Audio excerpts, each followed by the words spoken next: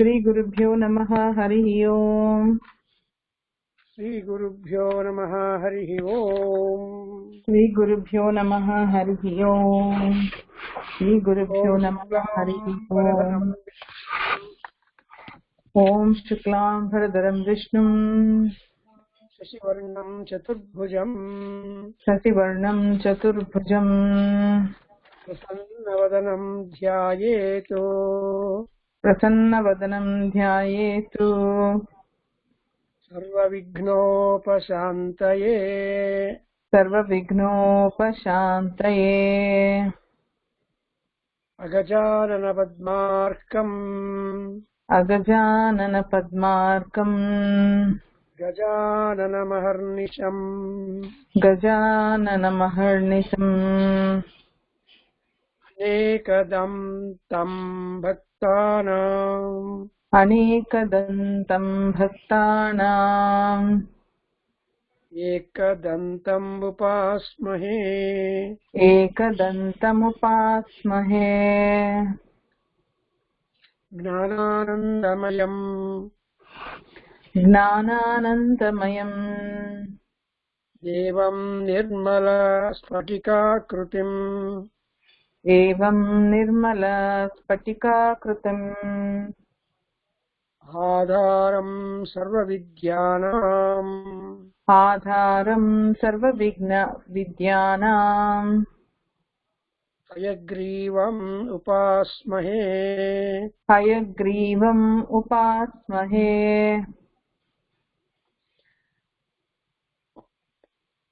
हयग्रीवम् उपास्महे हयग्रीवम् उपास्महे। सर्वचैतन्यरूपाम् सर्वचैतन्यरूपाम् ताम् आद्याम् ताम् आद्याम् शक्तिम् च धीमहि शक्तिम् च धीमहि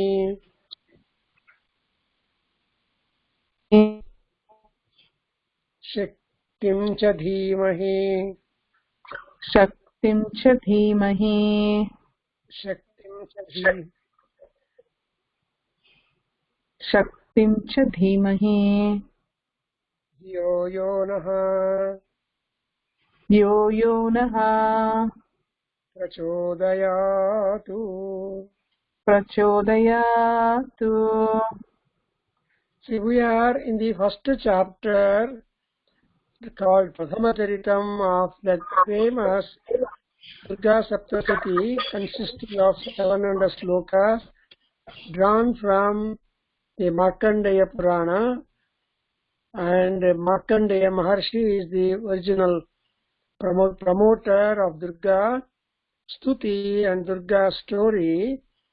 And here we are in the first Charitam, where the occasion, opportunity to remove from two daityas who are dushtas by name Madhu and Kaitavas, and they were doing a lot of havoc and dharma nasha with their own power, though they are devotees, and they are, but they became very much impossible. Just at that maximum time, Mahavishnu was in Yoga Nidra, sleeping. That Nidra Devi had her residence in the eyes of Vishnu. So a prayer was extended to that Devi, Mahakali, to get away from the eyes of Vishnu. So we are all in that episode. And the story begins that a king has gone to forest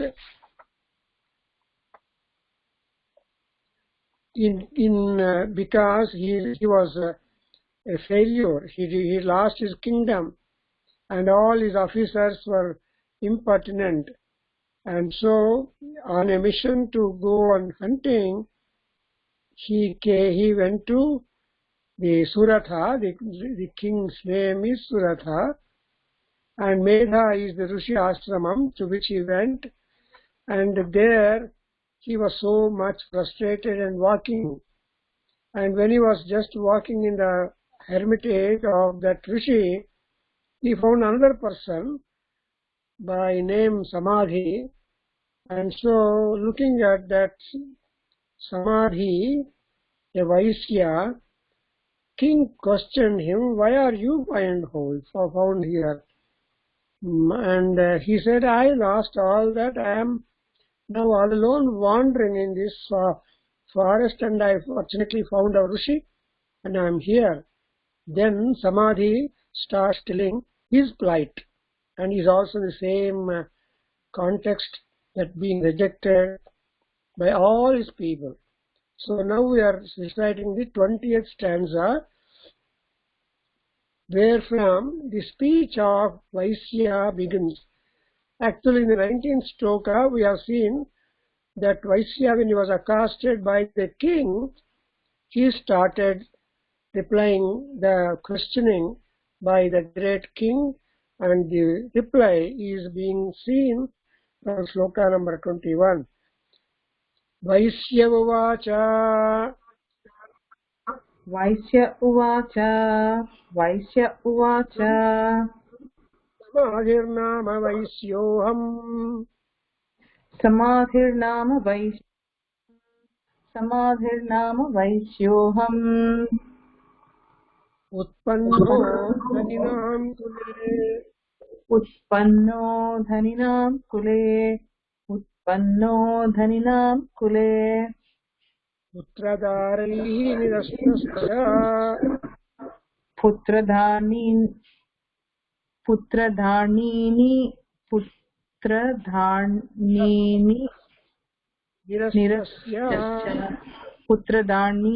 Nirastasya. Putradharnihi nirastasya. Dhanalobhadasadhubihi. Dhanalobhat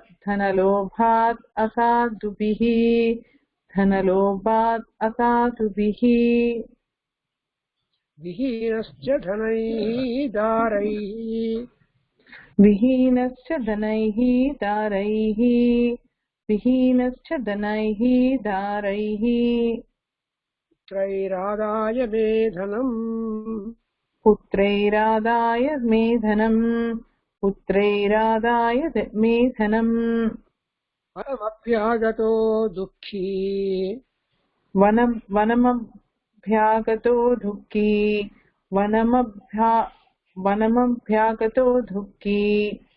Nirastascha aptabandhubhihi. Nirastascha aptabandhubihi.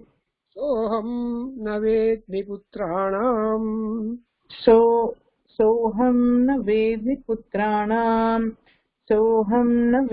putranam. Kusala kusalatmikam. Kushalatmikam. So he now tells that I am a Vaisya community.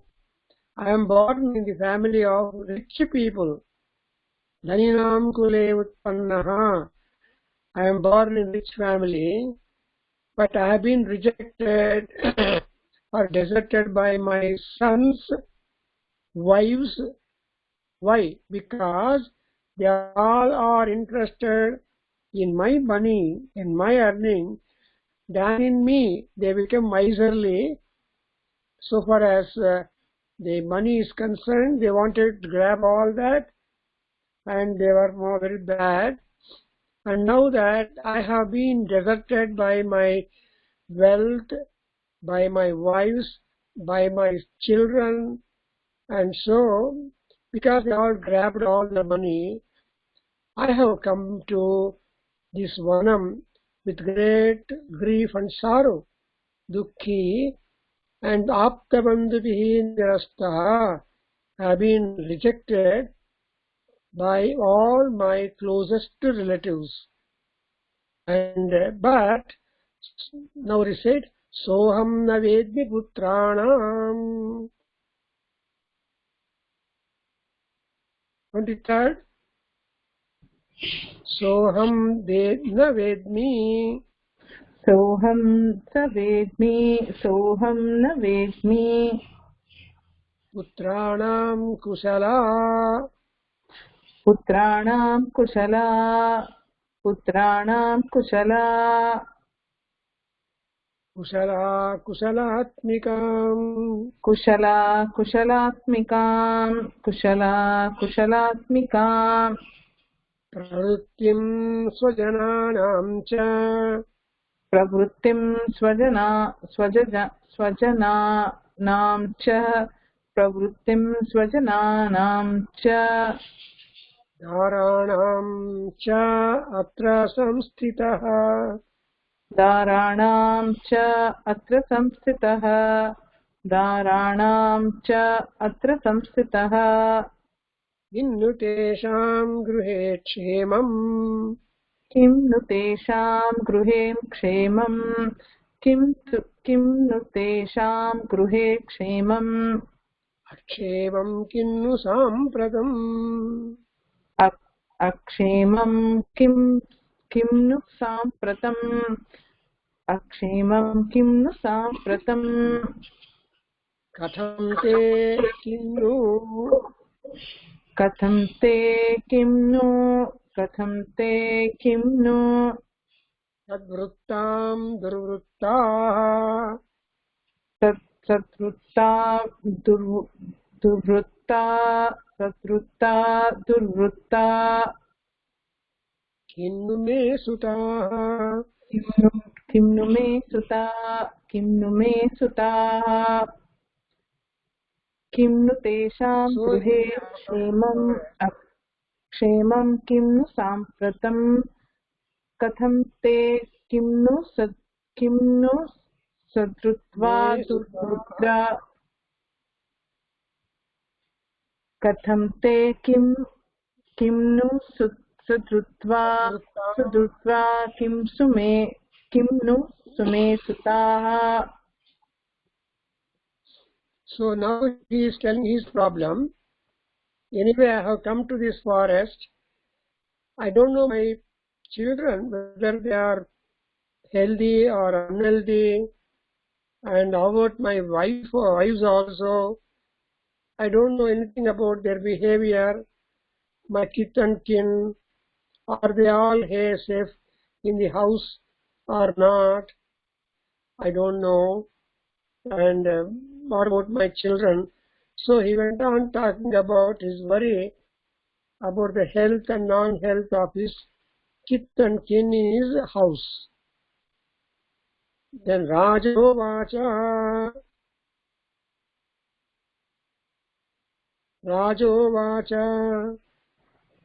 राजो उवाच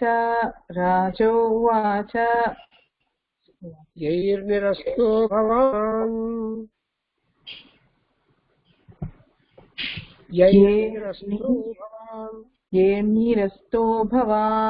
येर्निरस्तो भवान् लुब्धैः पुत्रदारादिभिः लुब्धैः पुत्रदाराभिरैतिः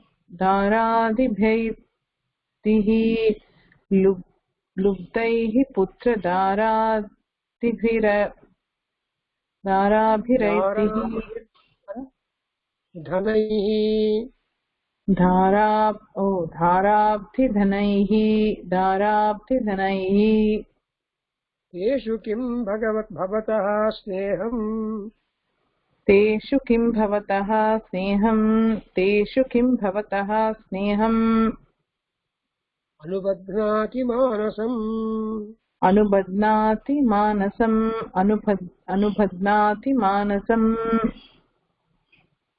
वैश्य उवाच So then king says, how do you bother about those people who grabbed all your money and about your wives and children and all that? Why at all you are keeping your mind completely yet attached? Manasam badnati, sneham badnati. Kim, why are you still love them affectionately? Why do you worry about them? because they have deserted you by grabbing all your money and they are very miserly. When that kind of suggestion was made, then the Vaisya in 29 sloka replies, Vaisya uvacha वैश्य उवाच वैश्य उवाच एवमेततु यथा प्राह एवमेतत् यथा प्राह एवमेतत् यथा प्राह भवान् अस्मद्गतं वचः भवान् अस्मत्कतं वचः भवान् अस्मत्कतं वचः किं करोमि न बध्नाति किं करोमि न बध्नाति किं करोमि न बध्नाति मम निष्ठुरतां मनः मम निष्णुरतां मनः मम निष्णुरतां मनः यैः सन्त्यज्य पितृस्नेहम् यैः सन्त्यज्य पितृस्नेहं यैः सन्त्यज्य पितृस्नेहं धनलुब्धैर्निराकृतः धनलुब्धैः निराकृतः धनलुब्धैः निराकृतः प्रतिस्वजनहार्दं च प्रतिः स्वजनाहार्थं च प्रतिः स्वजनाहार्थं च हार्दितेष्वेव मे मनः हार्दितेष्व मे मनः हार्दितेष्व मे मनः हार्दितेष्व मे मनः किमेतन्नाभिजानामि किमेतन्नाभिजानामि जानन्नपि महामते जानन्नपि महामते So Vaishya replied, you have really spoken nice words for me, but what can I do? Kim karomi? What can I do? Mama manaha nishturatam na vidhnati. My mind is not accepting their wickedness, but my mind is filled full with affection to them. And moreover, they are such a people that they have lost respect and friendship with the elders because they are dhanalubdas. They want only money, but they don't want men, they don't want elders. Therefore, then why they are like that? And although they know the root for their behavior, but still my mind is restless. What can I do? This is really a problem of those people who are rich but abandoned by the kith and kin.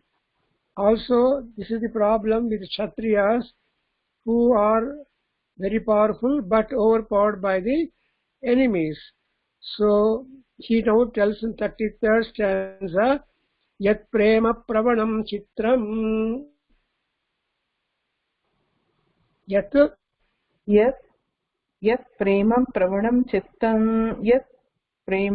प्रवणं चित्तं Vigunesvapi bandhushu विगुणेष्वपि बन्धुषु Teshang krute me niswaso तेषां कृते मे निःश्वासो तेषां कृते मे निःश्वासो Daurmanasyam jajayate दौर्मनस्यं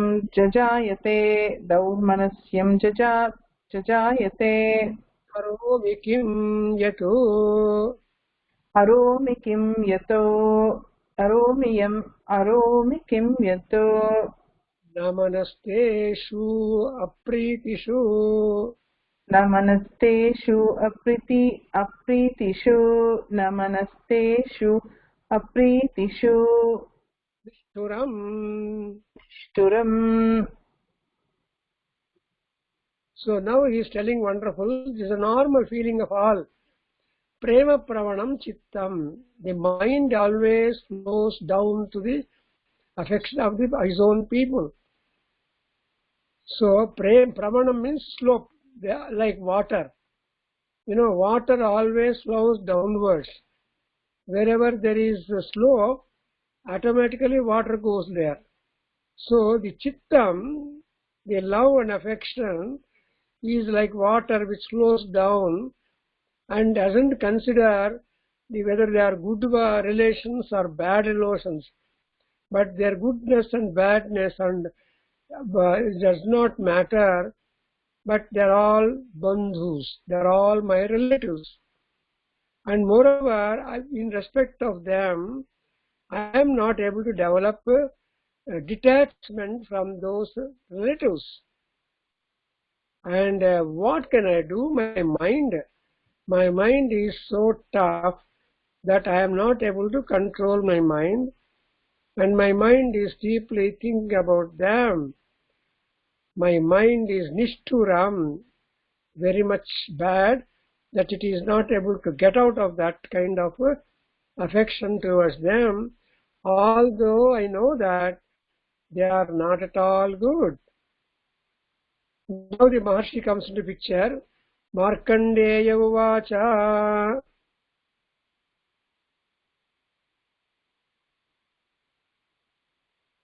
Markandeya Uvacha. Markandeya Uvacha. Tatastau Sahitau Vipra. Tatastau Sahito Vipra. Tatastau Sahito Vipra. Tam Munim Samupasthitau. Tam Munim Samupasthitau. Tam Munim Samupasthitau. Samadhirnama Vaisyosau. Samadhirnama Vaisyosau. Samadhirnama Vaisyosau. Sachaparthiva Sattamaha. Sachaparthiva Sattamaha. Sachaparthiva Sattamaha. Kritva tu tau yatha nyayam. Krutva tu tau yatha nyayam. Krutva tu tau yatha nyayam. Yatharham tena samvidam. Yatharham tena samvidam. Yatharham tena samvidam. Upavishtou kathah kaschitu. Upavishthau katha kaschitu. Upavishthau katha kaschitu. Kratuh upavishthas chichakratuh. Chikchakratuhu. Chikchakratuhu. Vaishyaparthivau. Vaishyaparthivau. Vaishyaparthivau. So all these two people, they approached the Muni by name Samadhi and introduced themselves and they went on talking about their story, or they had some dialogue.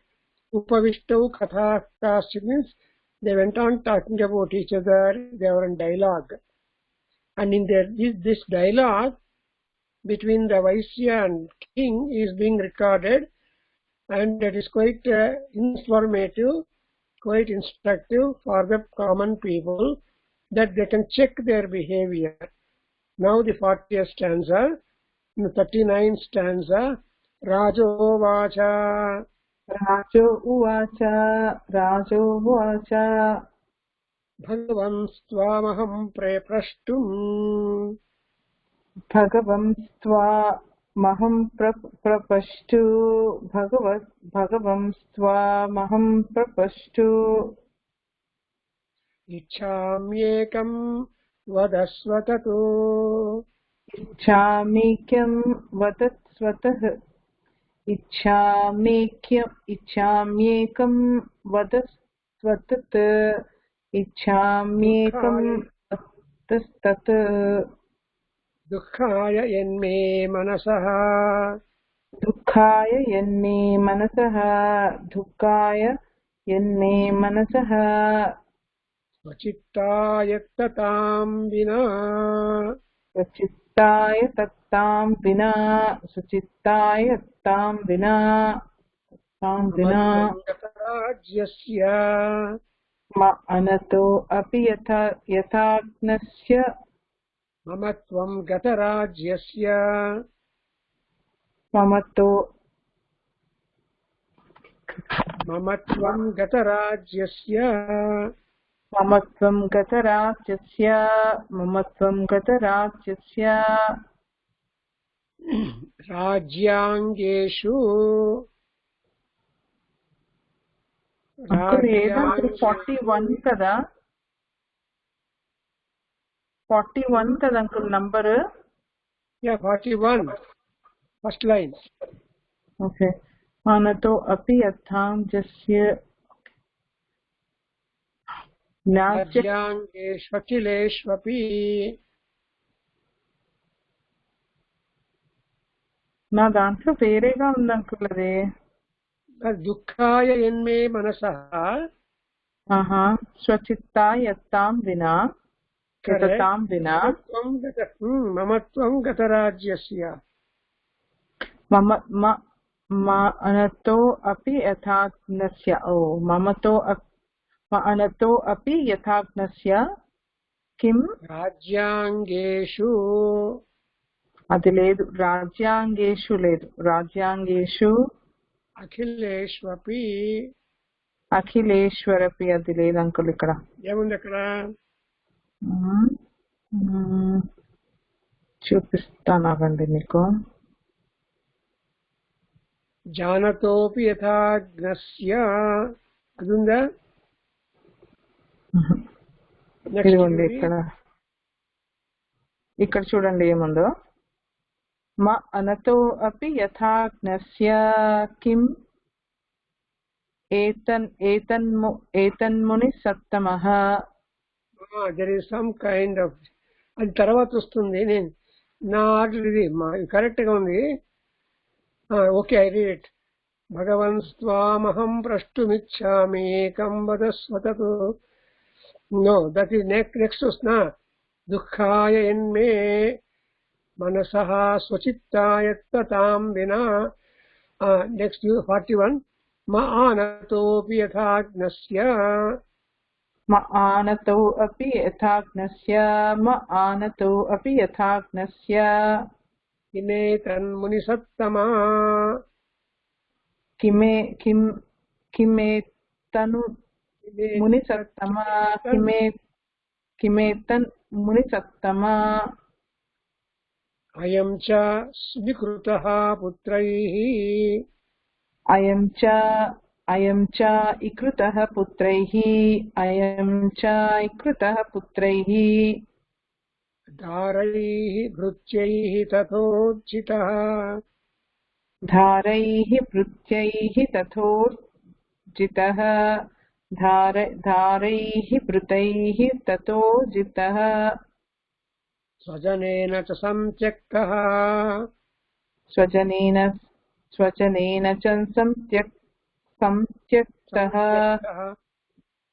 स्वजनेन च संत्यक्तः तेषु hearty तथाप्यति तेषु hearty तथा अप्यति तेषु आर्ति तथा अप्यति.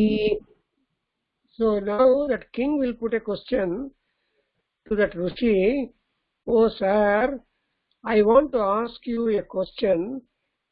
Why my mind is given up to the sorrow, dukkhaya, but why at all it is not enjoying its normal naturality? మనస్సు స్వంతంగా ఎలా ఉండాలో అలా ఉండకుండా అనవసరంగా నా మనస్సు దుఃఖంలోకి మునిగిపోయింది. అండ్ ఇంకోటి మమత్వం గతరాజ్యస్య రాజ్యం I lost my Kingdom but still I have attachment upon the last Kingdom and And not only that, with regard to all the officers. And again, why this kind of a happening is taking place in my mind? And he janatopi yadhagnasya kimetan munisattama. Oh great sage, please tell me what could be the reason why my mind is not having its normal, but it is having unwanted dukkha or sorrow over the land which I lost for enemies. Then one more question he puts is, please repeat, swajanena cha sanchaktah. स्वजनेन चक्तः स्वजनेन चक्तः येषु hearty तथा बहि येषु हार्ति तथाप्यति येषु हार्ति तथाप्यति एवमेषा तथाहं च एवमेषा तथाहं च एवमेषा तथाहं च त्वामपि अत्यन्तदुःखितौ द्वाव अपि अत्यन्तदुःखितौ द्वा अपि अत्यन्तदुःखितौ. See what to do. We both are having the rejection from our respective kith and kin, and the reason for that is known, but still why our mind is dipped in sorrow? Why?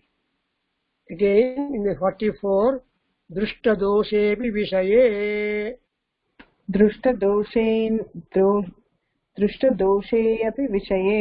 दृष्टदोषे अपि विषये ममत्वा कृष्णमानसौ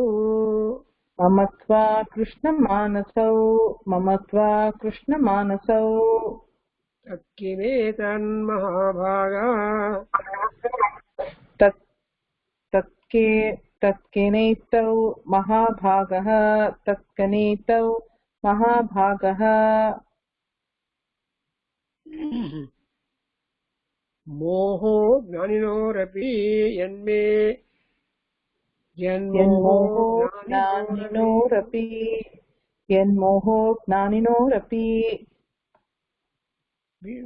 मम आस्य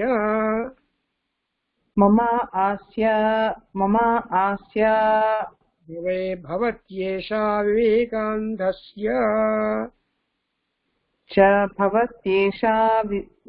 विवेकान्धस्य च भवत्येषा विवेकान्धस्य मूढता.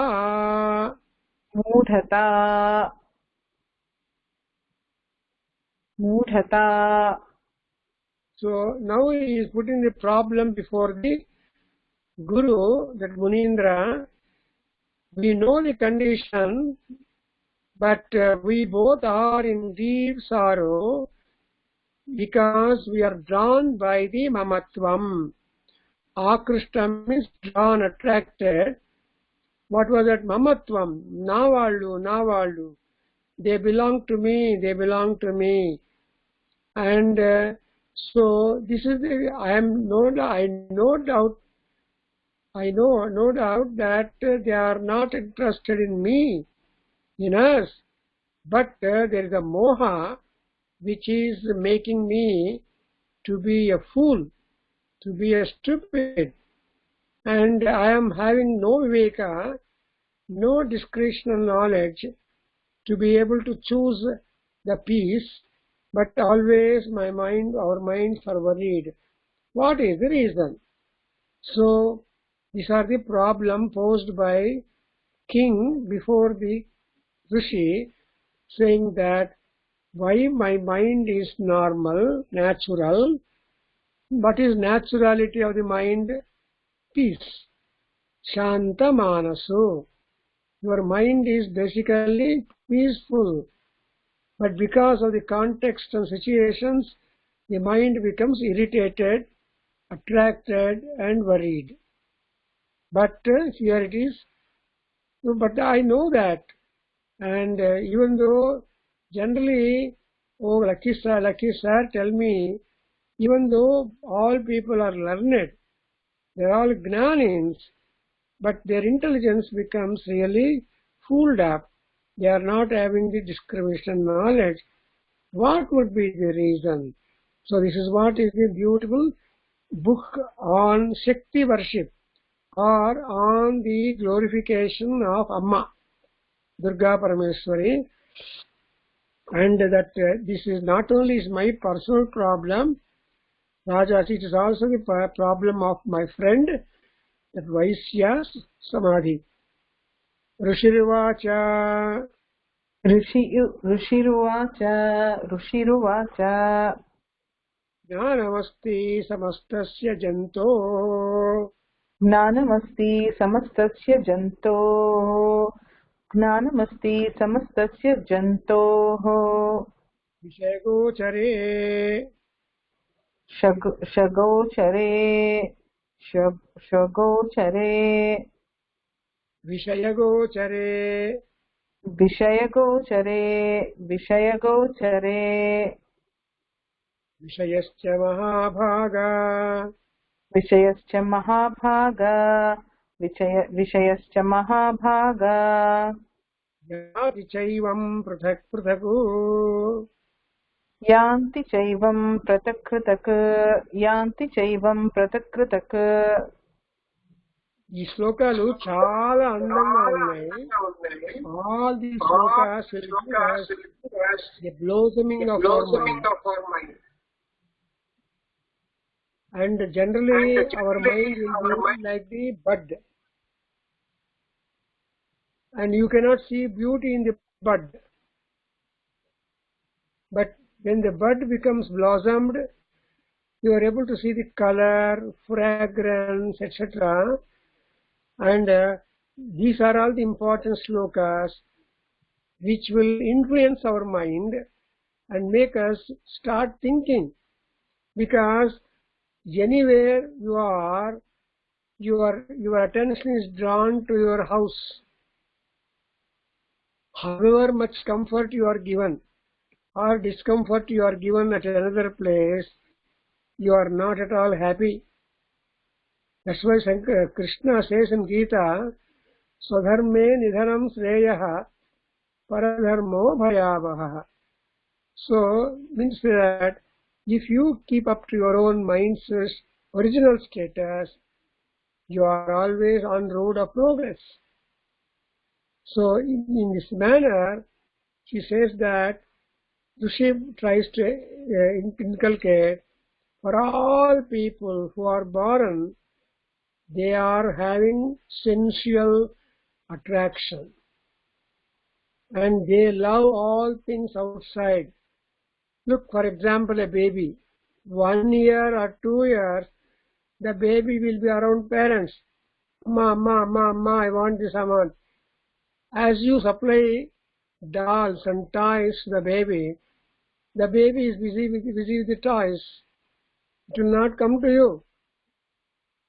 So it becomes a problem after a year or two to feed the baby, to get love back from the baby. Therefore, here it says, Vishayagochare tasnanamasti jantoho. Every jantu has got the cognizant power to be able to like it. What likes to eyes, what likes to tongue, what likes to nose, all these indriyas, they choose. Amma, the moon is beautiful, give me. So Krishna asked mother. He was refusing to eat, as the story goes. So the very intelligent mother took a mirror and showed the reflection of moon in the mirror in his hand. Then the boy can't distinguish. And oh, moon is now in my hand. So here it says, Vishayagochare jantoho gnanamasti. For all jantus, janma, whatever being that has taken birth, it slowly has the power of cognizance. Nadi, Navalu, Ma Amma ane vastundi. And again, pruthak yati vishayascha. and they don't focus on one thing, but they keep on changing their focus upon A, B, C, D up to Z. They don't like only one thing, and if at all you give a doll to a baby, baby plays for 5 minutes, then throws the toy away and seeks another one, new one for you. So however many toys you can give, the baby is always not at all happy. Therefore, Vishayascha Mahabhaga Pruthak Pruthak Yati. So Vishayalu ante Indriya Sukhalu, those which will satisfy our Indriyas.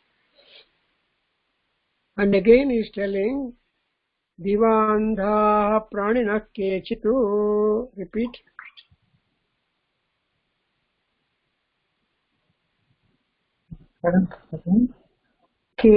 केचिद्वा तथा रात्रौ प्राणिनः 47 दिवान्धा प्राणिनः केचित्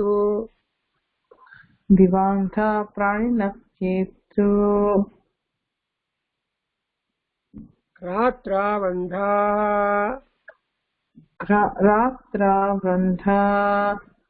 रात्रावन्धा तथा परे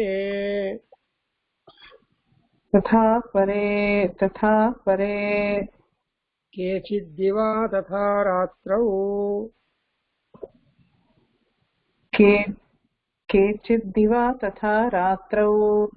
केचिद्दिवा तथा रात्रौ प्राणिनः तुल्यदृष्टयः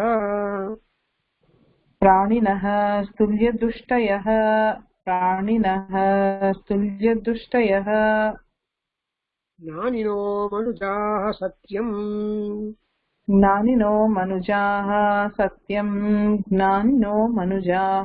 सत्यम् किन्तु ते न हि केवलम्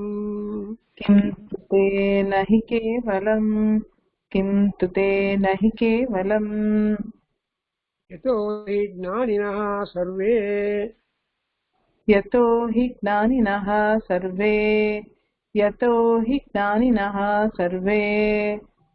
पशुपक्षी मृगादयः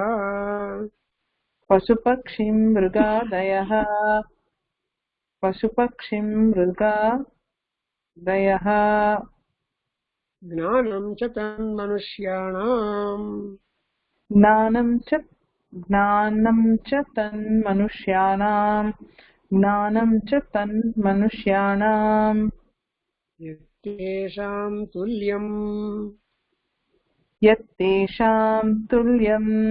यत्तेषां तुल्यम् अन्यतथोभयोः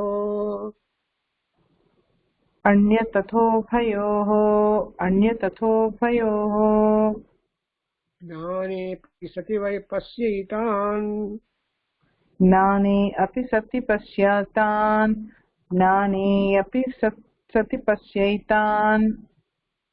पतंगाश्चावचक्षुषु चंचुषु.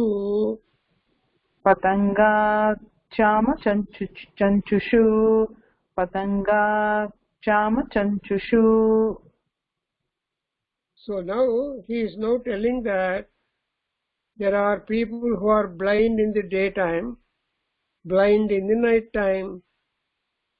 That is divandhaha praninaha kechitu. Some people cannot see when there is light. Some people cannot see when it is dark. And there are some people who are not having any distinction between night and day. They see all objects during night and day equally.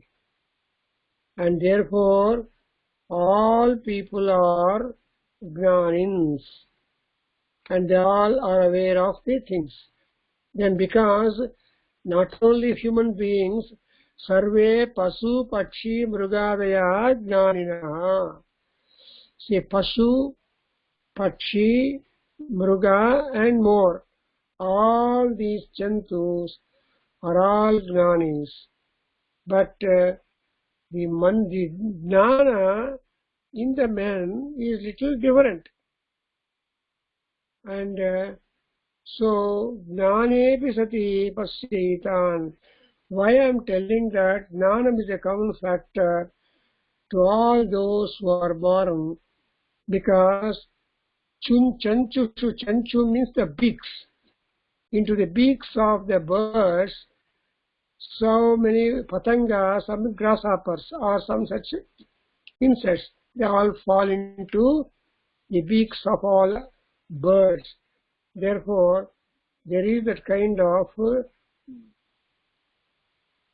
activity to all the patangas to fall into the chanchus, and so jnanam is there, but what you must want is that jnanam, the spiritual knowledge, which will make your mind happy, which will make your mind controlled, and that jnanam is important.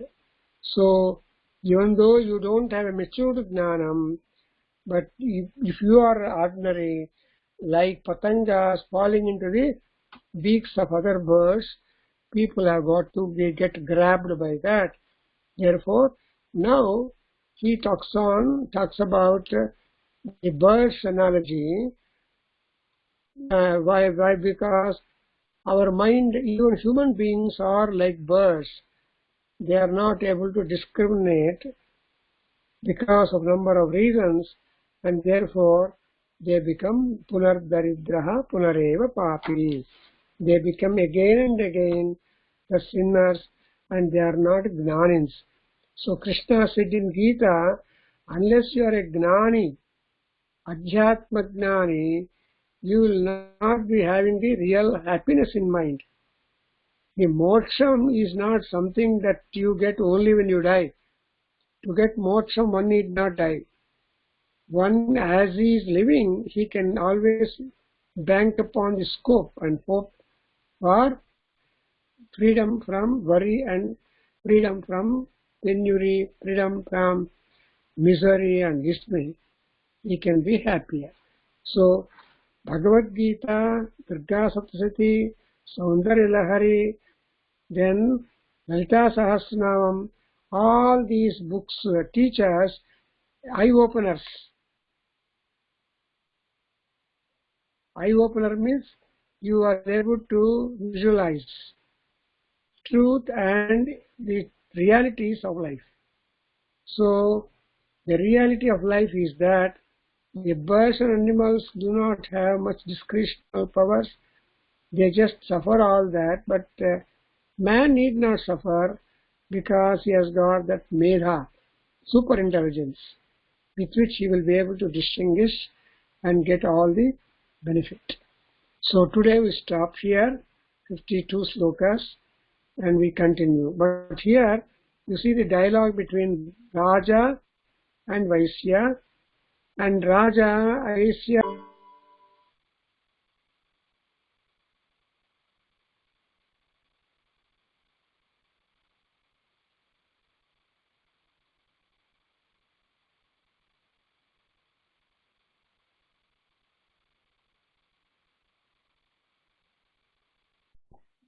Hello? Yeah. I did not note that the charge is getting off. Yeah. So, I think we can conclude. Sarvam Sri Krishnarpanamastu. Sarvam Sri Krishnarpanamastu. Sarvam Sri Matrucharanaravindarpanamastu. Sarvam Sri Matrucharanaravindarpanamastu. Om Tat Satu. Om Tat Sat.